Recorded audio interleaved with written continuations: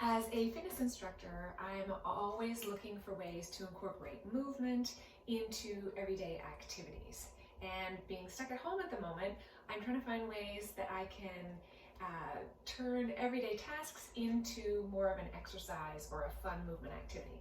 So mopping is one that is maybe not a lot of fun normally, but it is something that has to be done, mopping, sweeping.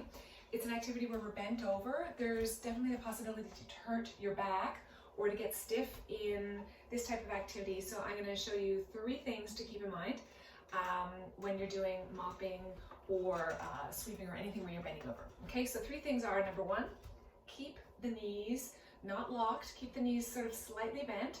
That'll help balance your weight and take some pressure off the lower back.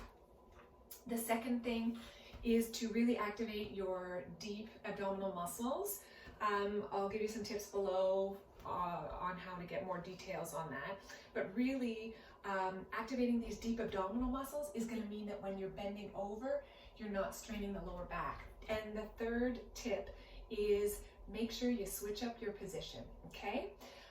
So mopping, I'm a right-handed person, but for whatever reason, I think I prefer my left foot, so I'm always doing this, and I have to remind myself to switch to the other hand, okay? Because I don't want to come away from this with a sore leg or a sore shoulder on one side, okay? So always make sure that you're switching up your hands and your stance. Okay, so exercise. How can mopping be exercise? Well, there's a lot of things in the actual act of mopping that exercise different muscles. Like if you're doing this, you're using chest and back, shoulder and arm. You're using your core to keep you in a good position. You could be flexing your thighs and your glute muscles if you wanted to. It's really what you make of it. So if you think about the muscles in your body when you're doing an activity, you can activate them and you can really get them working. And that's a good way to not sort of fall back on old patterns. And that's how we overuse some muscles and not others. Of course, you can drop it down low if you are getting under a bed. Oh, look, it's a push-up. So there's lots of ways to just be playful with it. I like to put on really good music and kick my family outside and do a little crazy dance around when I am mopping. Just to make it more fun. But also, you know, you're doing a lot of squatting. So you could be doing, this is called a monster walk. It's actually a really good targeted exercise for the glutes.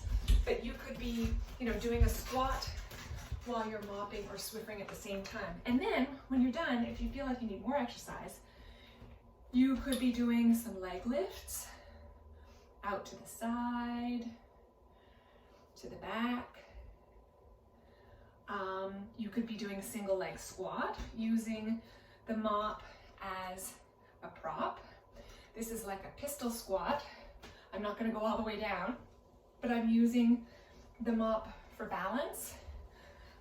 You could do some of your favorite yoga poses, like half moon maybe, using the mop pole as a balance.